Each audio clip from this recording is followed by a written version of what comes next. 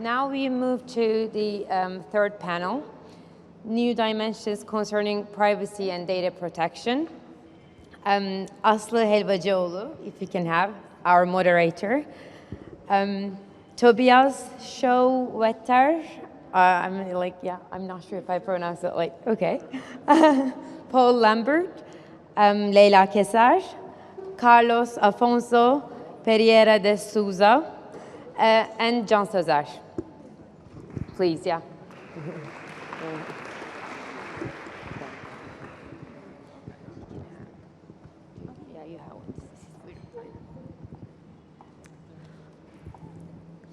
Hello and welcome back again.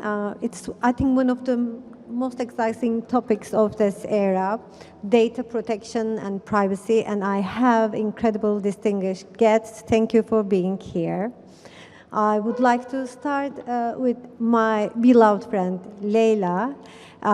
She's not only a pioneer in IT law, but she's also a role model for all of the legal scholars with her bright understanding of the issues and the roles she takes. And therefore, thank you for all. Leyla is the founder of the IT Law Institute at Bilgi University since 2010. And she has a vast, expanded areas of legal studies concerning nearly all of the important issues of IT law. And today she's going to talk about data economy and how it's going to expand with regard to that. Thank you. Thank you, Aslı. Hello again. This time, unfortunately, I have to shorten my speech because we are ahead of our schedule. And one of our colleagues has to fly. Therefore, very shortly, I would like to mention a few words about the interplay between data economy and privacy and data protection. There is a balance between these two important topics, privacy, data protection, and data economy, and we have to balance it. But how we balance it is a delicate problem. We think about it. There are some tools, for example, law and also ethics are important tools for balancing the data economy, privacy, and data protection. Proportionality is an essential parameter for not blocking innovation, new and emerging technologies in that regard. What is next? What is ahead of us? I would like to again back to Giovanni's Manifesto. The name is the Manifesto Privacy 2030, a vision for Europe. And Giovanni wanted to publish in 2019 a manifesto on the future of privacy in Europe.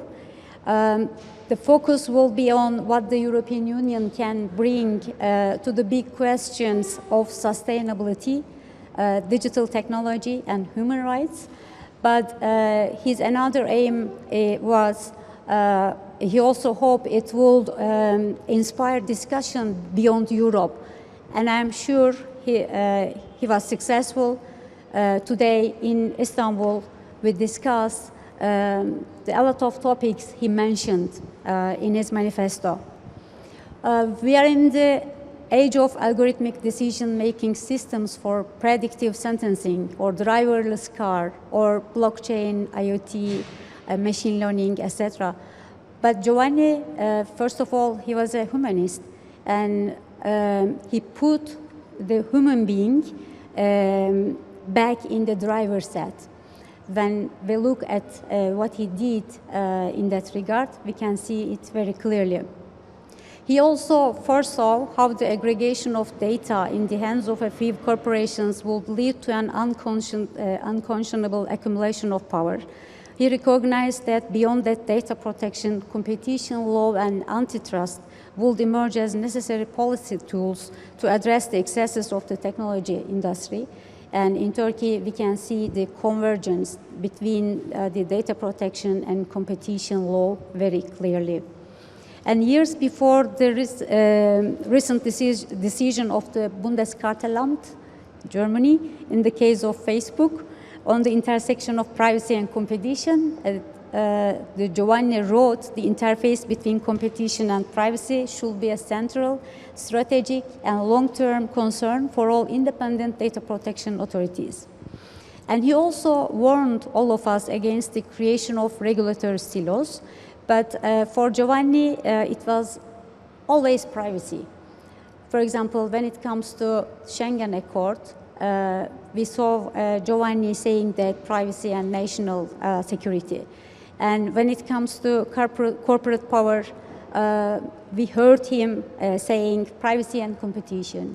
And when it comes to big data and artificial intelligence, most recently, he said to us, privacy and ethics. So data protection and privacy are fundamental rights in the EU and also in Turkey, and I'm sure in most different countries also as well. And the Europe has successfully exported that vision to the countries and the region across the world, from Brazil and Colombia through Africa to India and Philippines.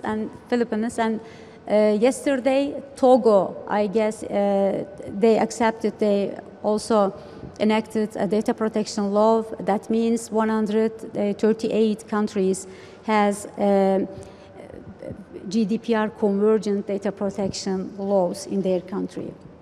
And Giovanni Buttarelli could always see beyond the next curve.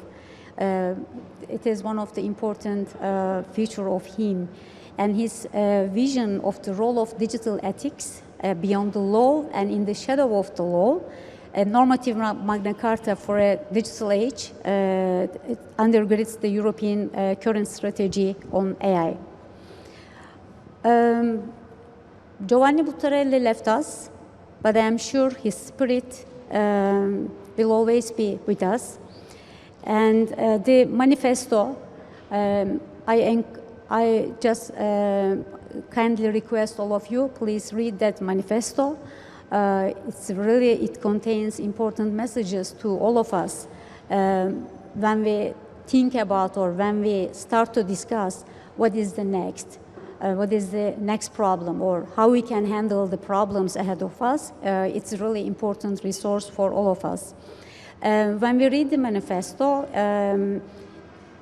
and we think the Giovanni Buttarelli, the manifesto maybe cannot reflect, cannot capture his intelligence or his very speedy and racing mind, but his students, his colleagues, his friends, European Data Protection Board, European Data Protection Supervisory, and the European Council, the conferences and workshops he organized, you can see on the slides, even in Istanbul in 2014, he came to Istanbul to tell all of us the importance of privacy and data protection. At that time, we had no data protection law in practice, but he created a wonderful platform, discussion platform, for the all stakeholders, academia, the private sector, governmental institutions, NGOs, etc. He created really wonderful platform to think about the importance of that two important topics. So based on his reflections and his help, in 2016, we enacted our data protection law. And currently, we are working on the law in order to converge our law with the GDPR. But when I turn back and think about the past, Giovanni is one of the important figures for Turkey and Turkish data protection culture and Turkish data protection law also.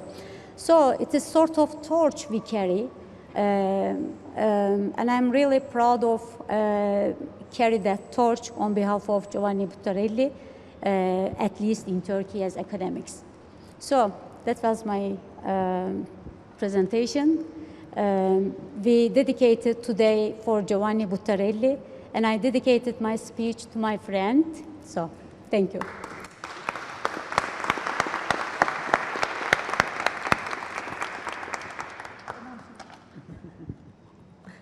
Yeah, thank you for this touching and very inspiring talk for all of us. So, yeah, data protection seems to be a legal issue based on practices, but mainly I think it's cultural, and it's a kind of a shift in mindset that we all have, and that is a kind of a mindfulness we have, a spiritual thing. Thank you, Leila, for all of that.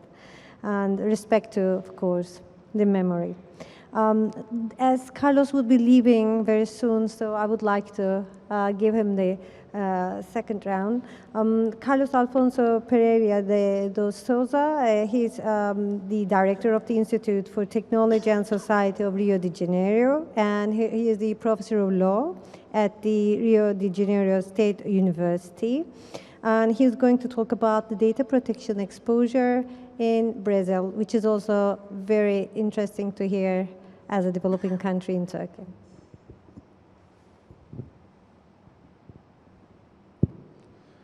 So, thank you.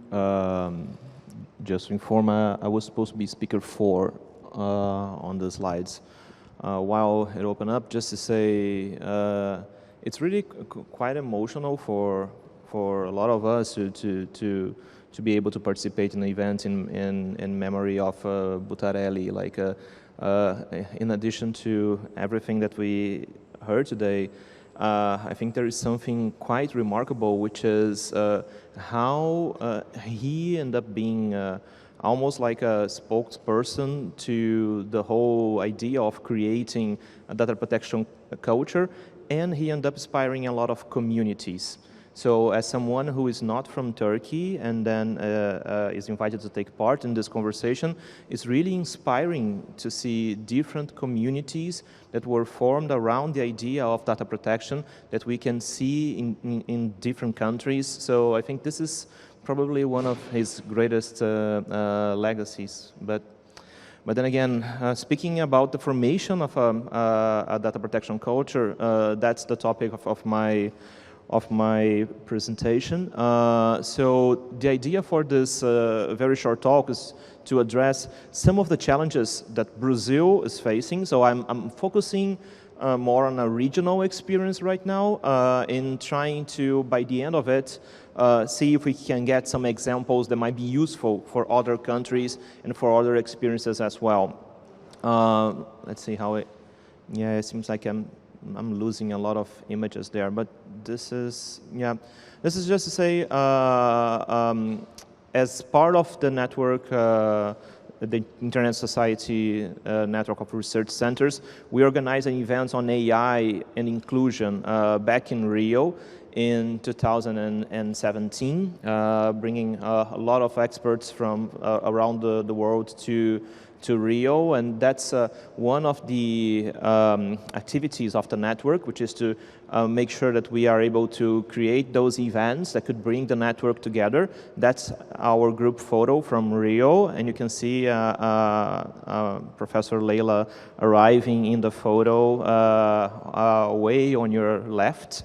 So Leila got a spotlight on in the photo. But if you want to learn more about the conference and about the topics that we have discussed there, we created this website, aiandinclusion.org. So if you want to take a look, it might be a good entry point for those who are looking into different topics, different type of researches on AI. And we really think that inclusion is a good lens for us to enter into a dialogue on the future of AI. So, having said that, I want to just mention like 8 very quick lessons that we can take from the recent Brazilian experience on approving a data protection law and then going through the struggles of making sure that this law is duly enforced and it's duly applicable as it should. So I will begin with a very quick intro, just to put some context on what ended up leading to the approval of this law. It was 10 years in the making, so I think it's important to give a little bit of context. And then we are going through a couple of the challenges that we might want to discuss. So the law was approved in 2018, and it's due to enter into force in August 2020. So there is still some road ahead of us in terms of the law entering into force. But to understand a little bit what happened before the approval of the law, we have to mention a couple of reasons that end up leading to the approval of the law. First of all, in 2013, we had these Snowden revelations, and Brazil ended up being target on a couple of revelations that Snowden has made. The president of Brazil at the time was being spied on. So as you can imagine, the country was pretty much into the whole discussion concerning privacy in the internet back in 2013, and that ended up giving a lot of incentives for the National Congress to really take on a discussion on privacy and data protection. But at the time, the law itself was not approved, but ended up getting some traction in the National Congress. That was 2013. More recently, we had GDPR entering into, I'm not sure if oh yeah, I'm losing a lot of images. But then again, we have GDPR entering into force, and that being something that was important because the Brazilian congressman felt that, well, there's something happening in Europe, something that it looks as very important. Europe it's making this step ahead in terms of data protection. So is there any inspiration that we can take out of it? So I can say that GDPR is a second push towards approval of this law in Brazil. The third one is OECD. Brazil wants to take part on OECD, and it's pretty much clear that to have a proper data protection law, a general data protection law, would be an important move in order to this direction. And the fourth one, which in my regard is the one that really was the situation that ended up leading to the approval of the law, was the Cambridge Analytica scandal. So it's really interesting to see how that ended up plugging in the reality of congressmen and women in Brazil, and they ended up feeling that the approval of this law could be an answer to this whole context of those at least 4 factors, which is Snowden, GDPR, OECD, and Cambridge Analytica. So that is the context in which the Brazilian law was approved. But once it was approved, some questions are needed for us to understand where it's heading. So first is how much political constraints can really impact the way a data protection law is implemented. So first of all, the Brazilian law, our data protection authority is not fully independent. It is related to the Cabinet Office of the Presidency, and that is something that ended up raising a lot of doubts. Because, so that means that in terms of separation of powers, will this authority be able to investigate and sanction other power, such as the executive power or the legislative power or judiciary power, once it is inside the executive branch of the presidency? That's not the ideal arrangement, but that's the one that we got in the law. Second, this authority that I mentioned to you, it's there in the law, but it was not created.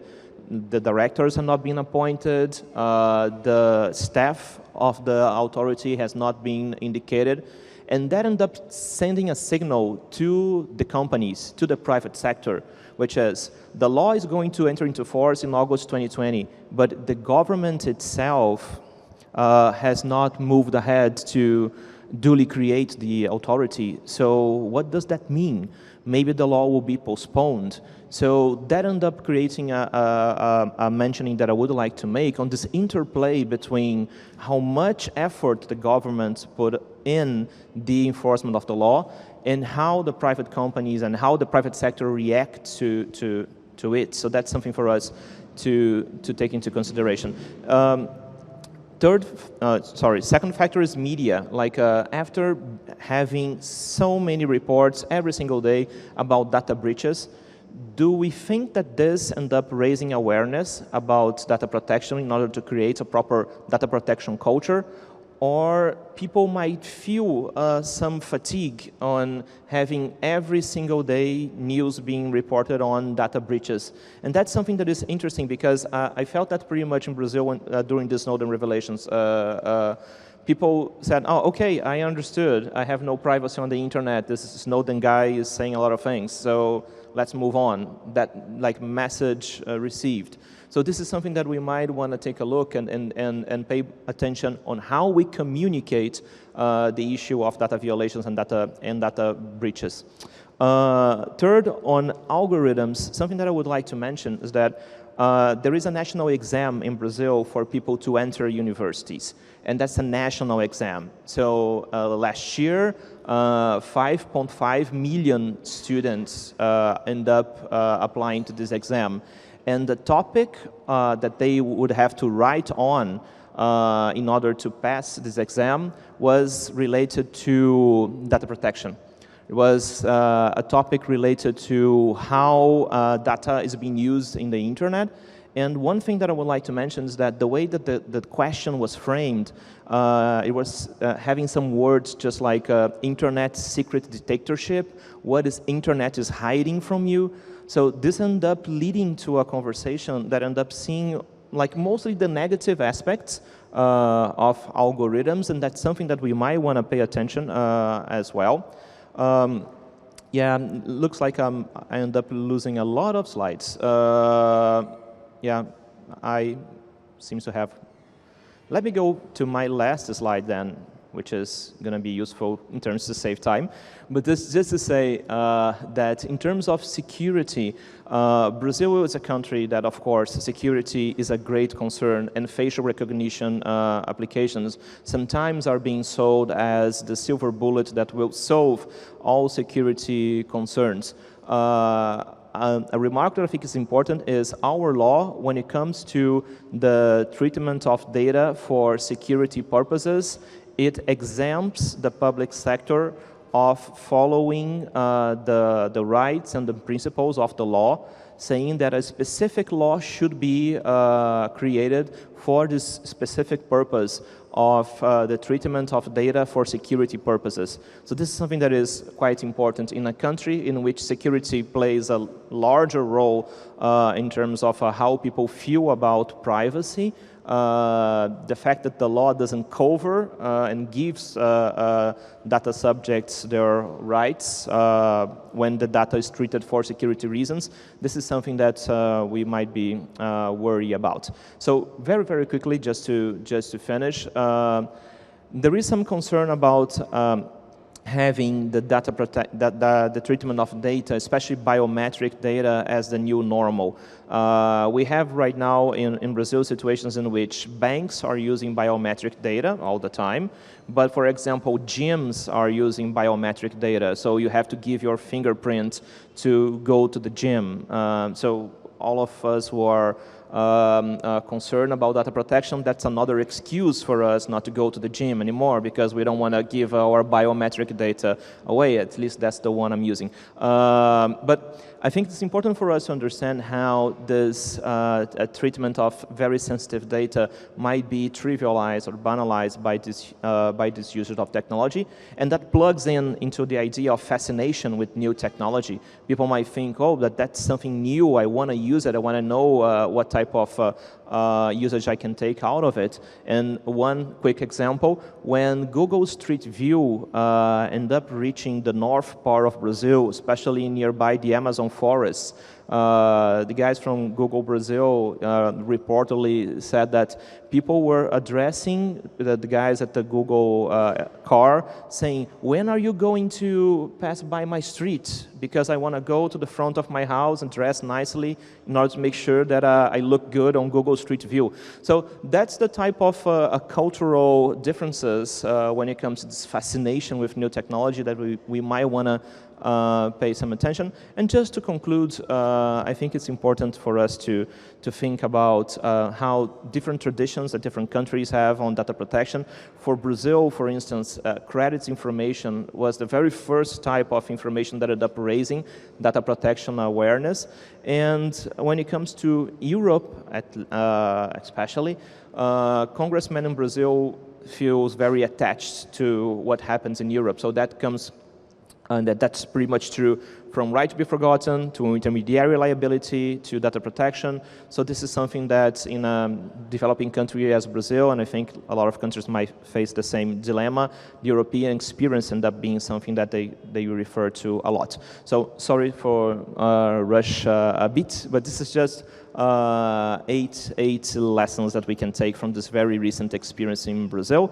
Let's see what happens. The law is supposed to enter into force in August 2020. Well, so I'll keep you posted. Thanks.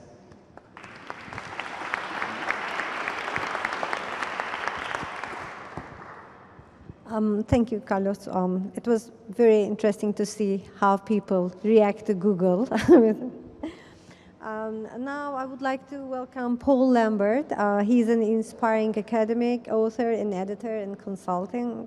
He's working recently on the new issues and concerns on mind data, and very soon his new book is coming from Bloomsbury, entitled Data Protection, Privacy Regulators, and Supervisory Authorities.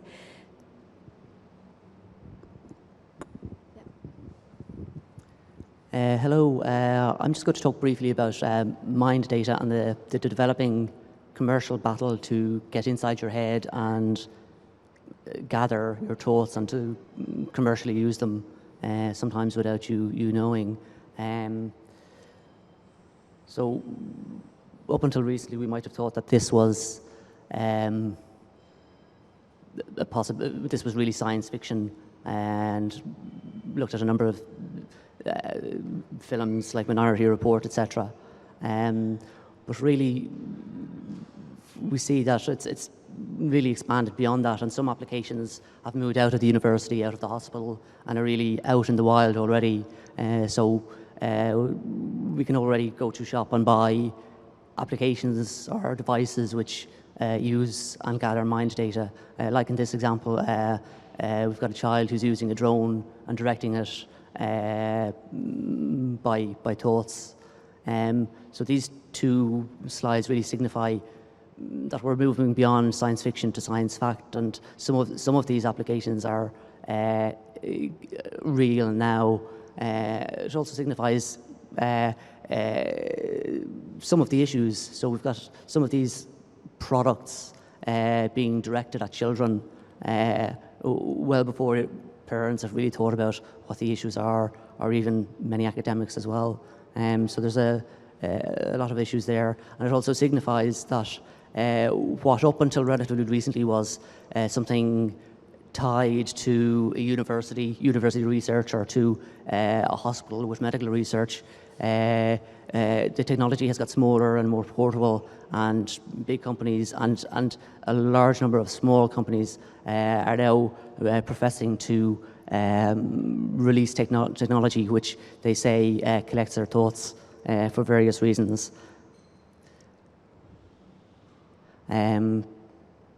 So some examples, another example is researchers seeking to develop applications where we can drive cars via our thoughts. But really, I suppose we also think of the example of Cambridge Analytica, mentioned a number of times today. What if Cambridge Analytica wasn't caught? What if they weren't found out? What would they be doing next? Would it be seeking to get inside your head? The second question, forget about Cambridge Analytica, but there are other political profiling companies out there. What are they doing next? as I mentioned, there's an awful lot of small companies, which is problematic because they don't have the expertise or standards or diligence that many other companies may have had, particularly when we look backwards towards medical researchers who would have a greater appreciation for law, ethics, codes, vetting, what they might be proposing to do in terms of research.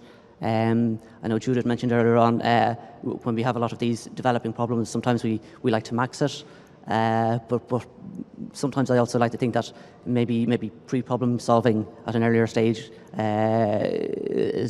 can be better in some instances. So a lot of these developing live commercial applications are at a very early stage, and obviously as more come out, we will think of more problem issues or questions or considerations or diligence that is needed. But from some of the applications that are there already, we see that there are a number of internal and external fail points. There are problems. So if we think of internal fail points, a lot of what developers and companies are describing as their gathering of our thoughts, their gathering of mind data and their use of it, technically isn't what's actually happening. They're the descriptors of what they are doing aren't entirely clear, and those descriptors don't match up to the technical step by step as to what's happening. There are a lot of external fail points as well. When we think of mind data, we would like to think that data protection applies to it, but we have to ask a question before that. What is mind data?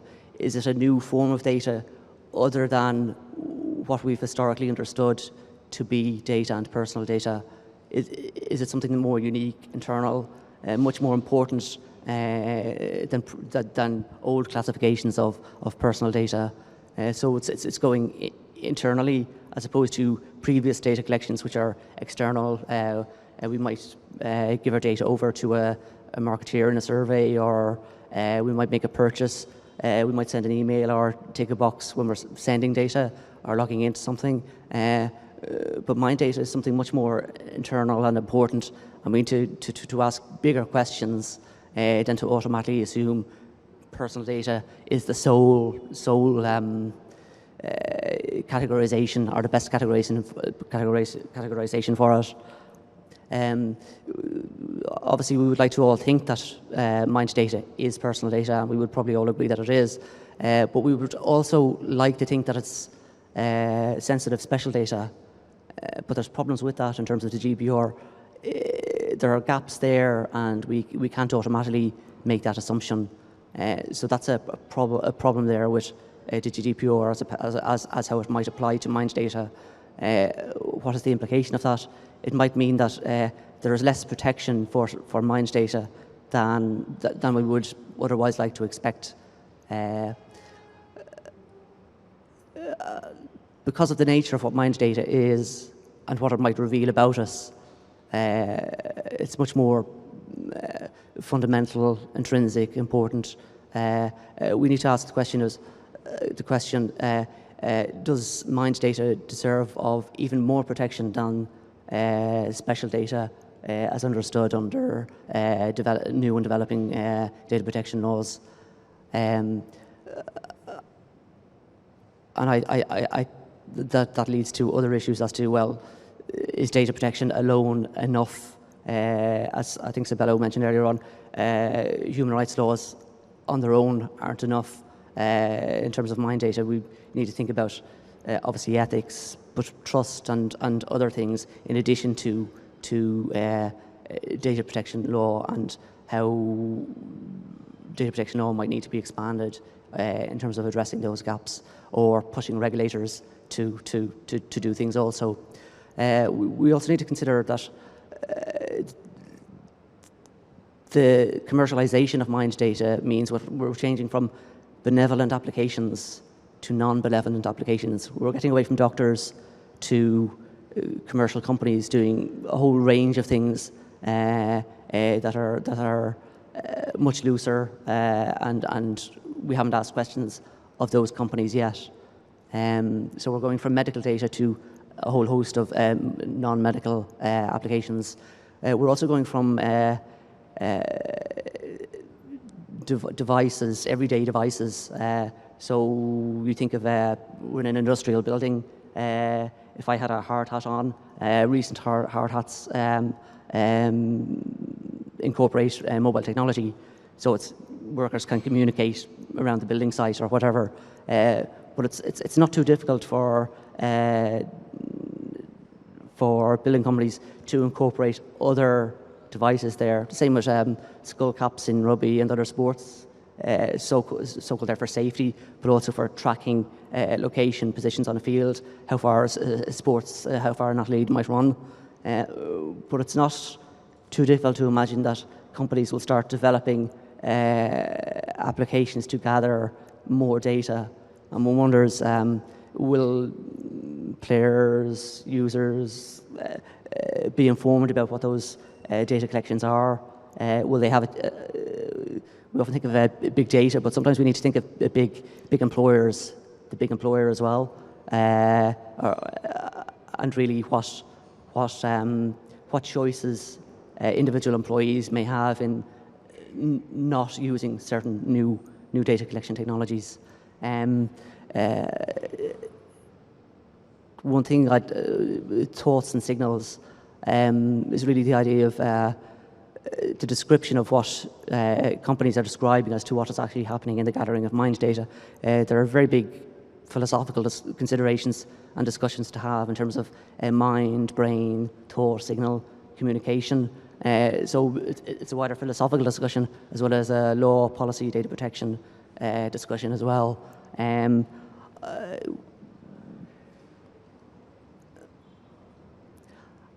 I suppose almost in concluding, there are definitely some gaps in the GDPR as it relates to mind data, and we have to start asking the questions of how do we address and fill in those gaps to offer the best protection possible. But we also need to ask another question: is data protection on its own enough? And if it's not, then what are the other things that we can look at in addition?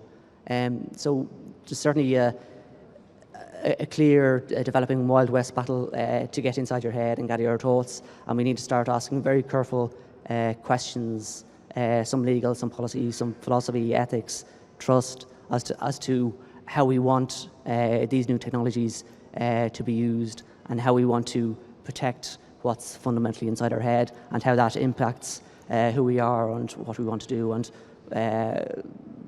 our individuality as well as society as well. Thank you.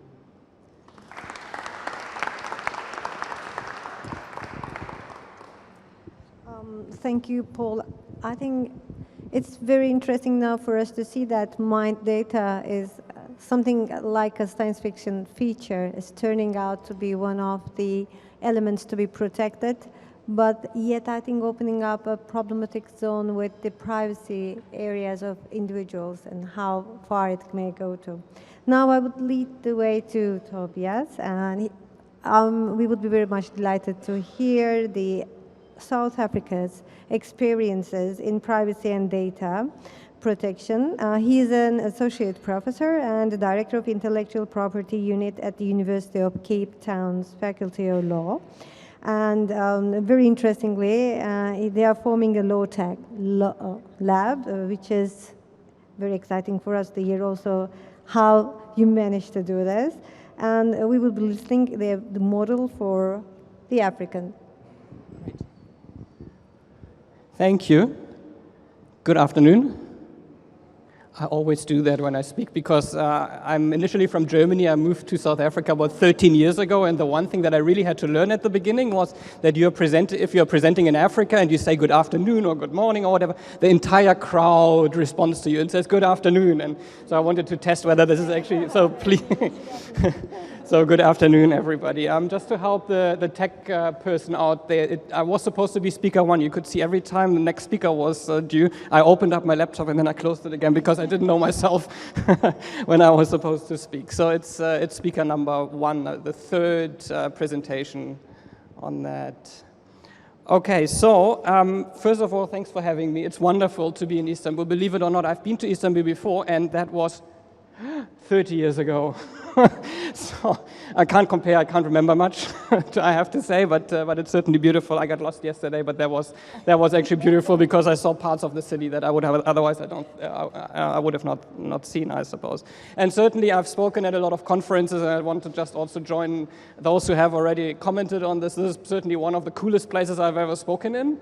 I don't think we need microphones because the acoustic seems to be so great in here, but I will use it regardless I guess for the benefit of recording or whatever the case may be. So my details were there, was kindly introduced, and also just as a reminder, what you hear is a German accent and a South African accent. I don't think you get any weirder than that, so I hope you can understand that. If you don't pick anything up that I'm saying, please come to me afterwards and we can discuss that further. I'm trying to do this better with my own children so that they don't have to go through through this battle, I suppose. So, next slide. I have two little hands, actually, I must say 3. No, that's fine. I'm a control freak when it comes to slides.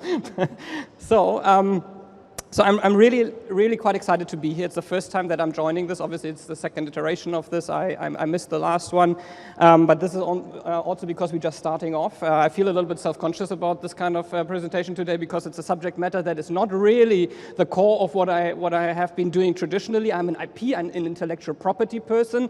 Luckily, someone already made the link earlier on between intellectual property and IT, so it's certainly overlapping. I've worked actually in private sector in the IT space, so this is where my expertise comes in, and now for the better part of a year or so I've started to clue myself about the kind of issues that we have been discussing here. What I certainly also love about this conference so far is the multidisciplinarity. If you don't attend a lot of conferences, you don't have that often. You have just lawyers or you have just computer science, and they are not talking to each other, and I think that creates a lot of siloed thinking that composition like this panel really tries to overcome, because I think otherwise you don't see the forest for the trees, I suppose. So this is wonderful, and I also like, and I want to give a shout out here to Sabelo earlier, because I really loved his presentation also earlier, because he introduced something that plays a lot, that is very important, plays a big role at the moment in the kind of discussions that we are having about the space, about context specificity, about global north, global south kind of divides, about power dynamics, about decoloniality, all these kind of things. I won't have time to go into into any of this in any detail. I would touch on all of these things, but the fact that he mentioned that, I just want to reiterate that if you want to have an exciting conversation with people from the global south and in Africa, if you're not talking about these kind of things, about these kind of differences, you will lose the interest, really. We're not trying to just replicate what people are doing elsewhere. This is not what excites us. It's what excites us is to how we can add to the conversation positively also. It's not the perspective that people have about Africa often is that we are just consumers of what people do elsewhere, but we actually try to also shape discussions and add through, now I'm saying it, I didn't want to say it, actually Ubuntu, because I'm always told I pronounce that funny, but like bringing these kind of things into the fray for the benefit of the global north, I think is actually something that excites us in Africa, because we have the feeling that we can contribute something rather than just passively kind of breathing things in. So here is our new logo, not this one, this one. It took us a lot of time to actually think about this. For the older amongst us, obviously what you can see there on the one side looks like the Commodore C640, which I started off, I suppose. Minecraft is for the newest, and it's certainly very disruptive. If you just look how our university's logos look like vis-a-vis how our new entities logo looks like. I wanted to start things actually relatively small, but I was overtaken by events when our dean got very excited about what we are doing earlier this month, I suppose, and he just went to media and social media and announced the creation of a center at the university. And I was like, oh my goodness, I wish I had more time to actually set this up from scratch and a little bit lower. But that also shows the buy-in that what we are doing gets from the leadership. I don't want to talk about that much, but I want to use the opportunity also because you actually alluded to that. So this is what we are doing. We are doing legal tech lab stuff, supporting legal tech innovation, entrepreneurship, quite exciting that. But we are also developing law and policy research agendas, applied research agendas, building actual tools in the law tech lab to overcome access to justice issues is certainly something that we are looking forward to. And we are also teaching differently, I suppose, our students. Our students demand from us that we better prepare them what's really coming the way in legal practice in the next decades or so. They don't feel that how we teach them and what we teach them might necessarily stay relevant. So they want to know what a smart contract is, how they program a smart contract, which we just taught them, what the blockchain is, how you put this on the blockchain, all these kind of things. So we really also have to clue ourselves up in this area. And you can see a little bit, you get the slides, I suppose somehow you can see a bit of a vision or like kind of a goal or plan or whatever you want to call it there. So one reason why I felt a little bit self-conscious about the actual substance of my talk is because I realized this is an international audience. It's very unlikely that there is people from South Africa in the audience. I thought, and most people will be from Turkey and some from Europe, and it turned out exactly to be that. So what would be the interest for the people in the audience to talk about South African law? Now, I was already quite blown away, I have to say. In the last 2 hours or so, I had a couple of conversations, they and others, and they were all interested about what is happening in South Africa. So I feel a little bit less self-conscious about this, but at the same time, I'll also try to make it interesting for everybody, even those who are not interested in South Africa that much, by using South Africa a little bit with all kind of disclaimers attached to that as a bit of a proxy for Africa, I suppose, because many things that South Africa do are at least considered, I think, by African countries as to whether they should do it in the same way. And maybe there is actually a couple of things that we have done that other countries in Africa are also considering doing, and therefore could be of interest to you if you want to, for whatever reason, engage with Africa. Trade-wise, for example, or if you want to do research on Africa, or whatever the case may be. I think, I hope I can instill some interest, or if you want to travel to South Africa, which a lot of people do. So this is how our flag looks like, in case you actually don't know that. It's one of the most colorful flags, I suppose. The rugby fans among us will know how the flag looks like, because we just won the World Cup in rugby, and there was obviously all the way to the finals. You could see the flag quite prominently, but I just Googled it earlier, and Turkey, I guess like Germany, are not yet quite high up in the kind of a rugby rankings, I suppose. So it's not a national sport yet, but I hear you are on the up, I suppose. So yeah, this is our president, by the way, the second gentleman in the middle there, who's holding on very, very tightly to the World Cup. Anyways, so I already alluded to that, why I think perhaps talking about South Africa makes generally a lot of sense. This is a slightly outdated, 2 minutes, this is going to be a challenge. This is a map that shows, it's a bit outdated, but it shows certainly that a lot of work still needs to be done in Africa. Kenya now should have been changed from red to blue, as we heard earlier, certainly. Just need to catch up with my own slides here. Here is, what's this? Where's what? Togo. Yeah, that's a good question. It's, who can help Togo? Google it, please.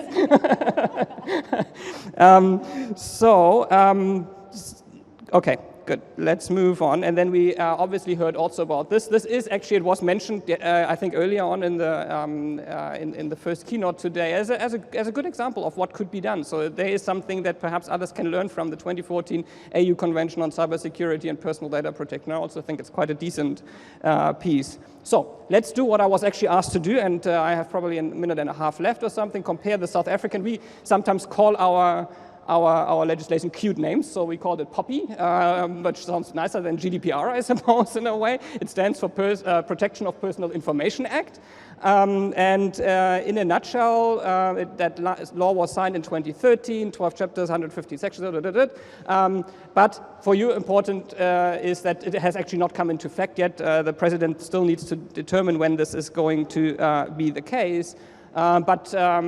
Even then, there will still be an interim time, and full compliance will only be required 1 to 3 years after this. So we are early on in this still, but we have set up an information regulator already, and that one is staffed. Draft regulations have come out, and the regulator is actually already receiving some complaints. I wonder how these will be handled if the actual piece of legislation is not enforced yet. So the Apple PC problem, I suppose, but so previously, I suppose, South Africa followed a little bit more like a US approach, not having one piece of dedicated privacy or data protection legislation, but having it scattered. We have a provision on privacy in the Constitution, Section 14, but then Electronic Communications Transactions Act, Consumer Protection Act, other sectoral laws, they all made in one way or the other mentioning of privacy. This is interesting for me because this is already kind of pushing me to think about our research agenda a little bit, because if it comes to intellectual property, my turf that I'm coming from, as some of you know, is actually this kind of right to access to information, openness, free flow of information kind of thing, and that on the face seems to conflict with some of the things that we feel is necessary in the privacy space, of course. So I have to fight with myself, I suppose, internally a little bit about some of these things. And why I'm saying this here, coming back to Sabelo's earlier comment, I think maybe the answer will be balancing as per usual, but the balancing might look different in some areas than it looks to other areas of this world. So maybe the balance looks different in a country like South Africa or other African country than it might look in Europe, European countries, here in Turkey, in the US or elsewhere. So I think there is something exciting in there. I haven't seen a 1-minute warning yet, so I'm not sure whether this exists. Okay, all right. So I promise to wrap up in the next minute by actually going through these a little bit quicker. So I leave you to, there is two key items. I come back to this later, so I don't feel too bad about skipping over these so quickly. What you should know, perhaps about the South African legislation, is that we have, similar to what the GDPR also contains, we have, is it 8 conditions for lawful processing on normal personal information. That is not concerning children, not other sensitive data, but just the kind of normal type of personal information.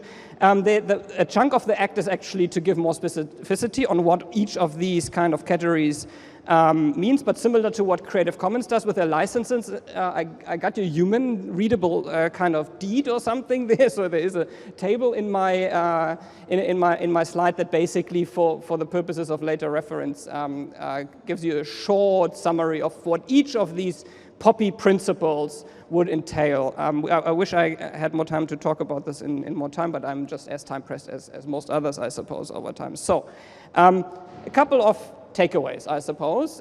First of all, when you read our piece of legislation, what becomes very clear is that it is more based on the previous European Data Protection Directive and on the OECD principles, as well as the UK domestic legislation back then, at least. Not so much on the GDPR, because the GDPR kind of only entered the fray a little bit later.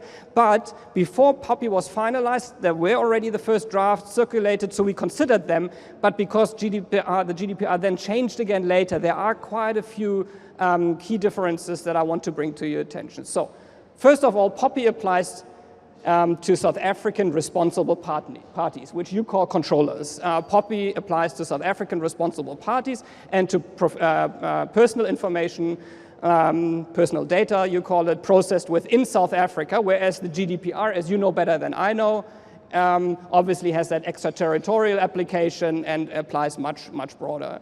So I'm actually pretty sure that many South African organizations at this point in time do not know that they are actually, that they might be bound by the GDPR. POPI applies potentially also to juristic persons, whereas the GDPR doesn't do that. POPI focuses on personal information controllers, whereas, and only on those two, and processors, whereas the GDPR seems to be a little bit more granular. Okay, so, I want to conclude with, I guess, looking at the GDPR's key rights of data subjects under the GDPR and juxtaposing them against what POPI contains: transparency, information and access to personal data, rectification and erasure, right to object and automated decisions. As you can see, by and large, POPI is very similar. Similar requirements for the first, similar information and access rights as well. Rectification and erasure is also dealt with in POPI quite a bit, but not as extensively. The difference is, I can see that you're looking at me in terms of time. I have my side view. Right to object to and automated decisions. The right to object is more limited under POPI, and one would have to think as to whether we want to actually expand this. This is my conclusion slide, the last one, really. And if you perhaps indulge me, so POPI and GDPR, the South African piece of legislation and the European legislation really do overlap quite significantly, which came as a surprise to me, even though they do use different names here and there for the same things. POPI compliance, felt like a private practitioner when I put this word in there, does not ensure full GDPR compliance at this point in time because privacy by design, privacy impact assessment, right of data portability, right to object to specific uses of personal data are not being dealt with in as much detail or at all in POPI as it is with GDPR. But the POPI requirements could be seen as important stepping stone towards GDPR compliance. And if a company came to me and said, how do I make sure I fully comply, I would probably start off with GDPR compliance and make sure that they have that in the bag and then tweak that so that they also have that 1 or 2 additional requirements that POPI has. Not a lot of detail or not a lot of research on POPI in South Africa yet. So I'm really looking forward to engagements with all of you now, later, over dinner, or whatever the case may be, because this is now where we are. We want to identify useful, I suppose, research agendas going forward particularly obviously for Africa, but hopefully also with the prospect of taking those messages out to the world. I'm so sorry about the time, but then I traveled far and at least I... Thank you. Thank you, Pedro.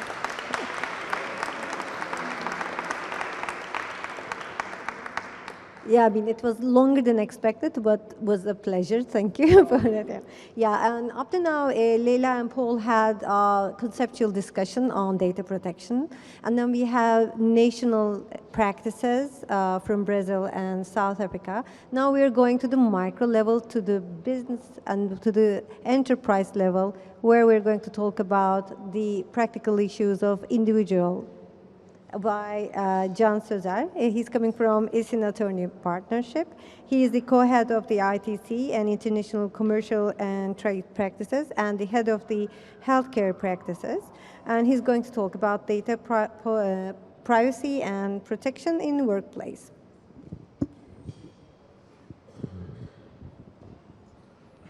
Thank you. Hi, everyone. Normally, under normal circumstances, I usually work for companies as clients, like employers. But today, I will be in the shoes of an employee and think about, from a legal and ethics perspective, whether we can provide a better work environment for our, employees from a data privacy perspective, and which things can be done better, and whether we do actually discrimination towards employees while we are actually trying to create benefits for them. So I will be talking about the sensitive data in particular, health and well-being data, ethnicity and religious data, sexual life data, biometrics data.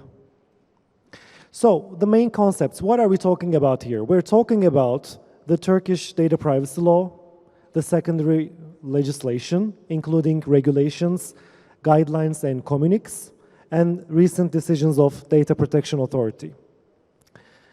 And where do we keep this data? We keep this data in personnel files as per the Turkish employment law, Turkish social security law, and also we keep our files in various places, in various departments, in various different means. When we go to companies and ask whether they actually process sensitive data, the first reaction is no, we don't process sensitive data at all. But when you look further, of course, there are a lot of sensitive data categories that are processed by the employers. And as per Turkish law, race, ethnicity, political thought, philosophical beliefs, memberships, sexual life, and some other categories are actually regarded as sensitive data or special categories of data. Health and well-being, let's start with this. It actually starts before even the person is engaged with the employer through an employee relationship, an employment agreement. We start with the initial health examination. This is actually essential in all workplaces. These are usually kept in HR personnel files in accordance with our practical experience.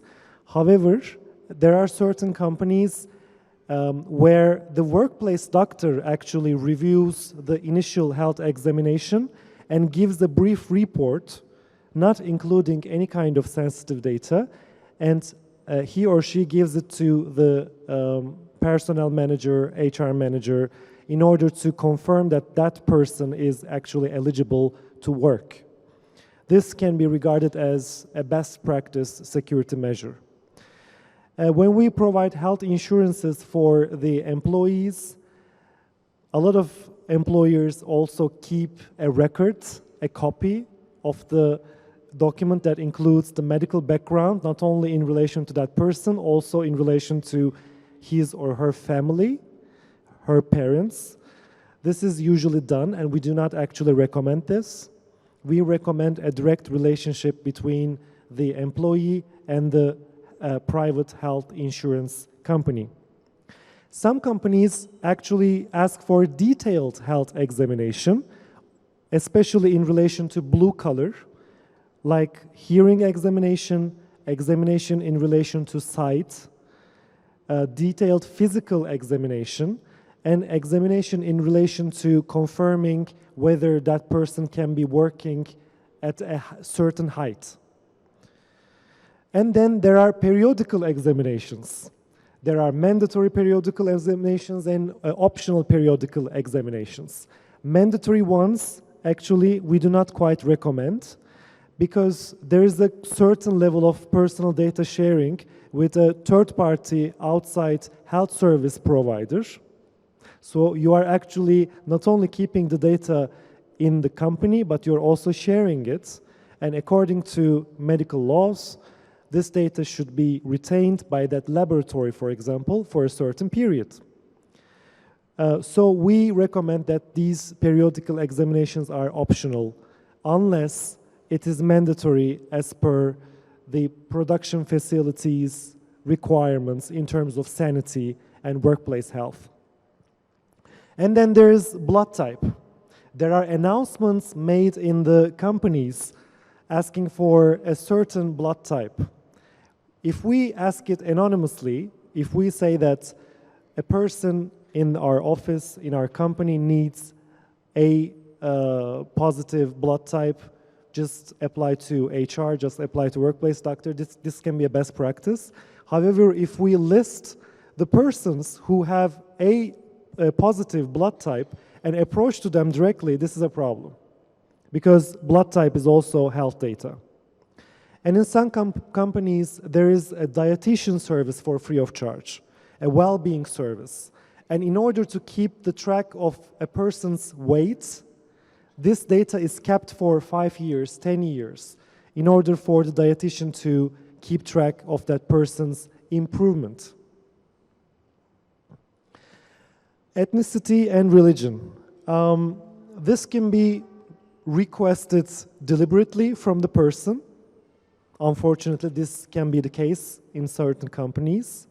This can be naturally understood from a person's body type, name or surname, or something can be self-declared or something can be self-explanatory. Whatever the case, this is a very delicate data, and it depends on how we use it. If we provide certain benefits for the employee, such as a food package, an extra salary during Ramadan, this is good. However, it depends on how we detect that person as a Muslim. Some companies detect everyone as Muslim as a default and provide the same benefit to everyone, but some companies actually detect use of food court during the lunch hours through fingerprints or employee cards or palm prints. If that person uses the lunch hall during the Ramadan, that person isn't provided with a food package or an extra salary. Some companies provide paid vacations for religious holidays. If we provide, for example, a Christian colleague a benefit, a paid vacation through his or her religious holiday, we can think about actually processing and keeping record of that religious data. And some companies use such data for statistical purposes, but we have to make sure that that data is actually kept anonymous.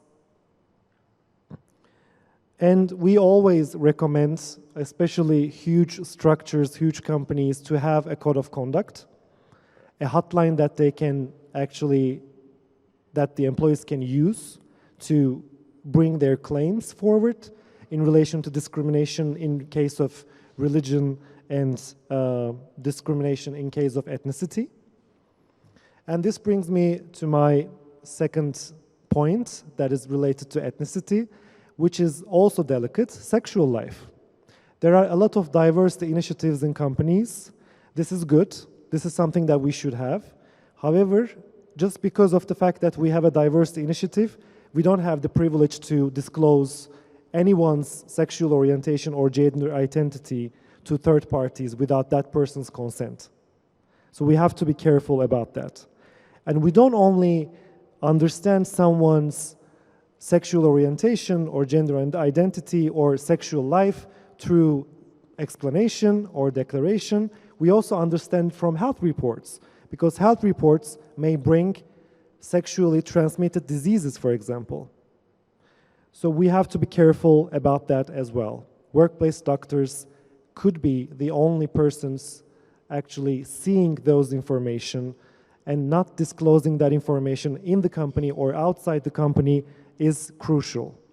And some global companies like to have statistic for, having different gender identities or sexual orientations in the workplace. This is good for them to prove that they're actually diverse and inclusive. However, this again shouldn't be discriminatory, and this shouldn't be actually related to the specific person. If we say that, well, we have a gay person in the sales department, and if that sales department has only one personnel, this is not actually anonymous. So, very quickly, biometrics. Biometrics is quite used. Fingerprints, palm prints, retinal scan. This actually is a hot topic at the moment. We have a recent decision by the Turkish Data Privacy Board, as you know. We have to actually, as employers, provide alternative methods in addition to fingerprints. We have to give the workers an option to choose. However, in production facilities with high risk factor, for example, in case of emergency, you have to make sure that every employee actually goes out of the facility. And to make that happen, instead of employee cards, employers actually prefer fingerprints, because it's with you all the time. But then it's not optional. How do you get a consent from an employee if it's not optional, if it's not on free will? Is it a valid consent? And is it ethical? So these are the questions that we are currently dealing with. Very quickly, current trends. Extensive demand on criminal records. This is actually high demand since 2016 due to terrorism concerns, not only from employees, but also from suppliers' employees, third-party employees. Use of biometrics in performance.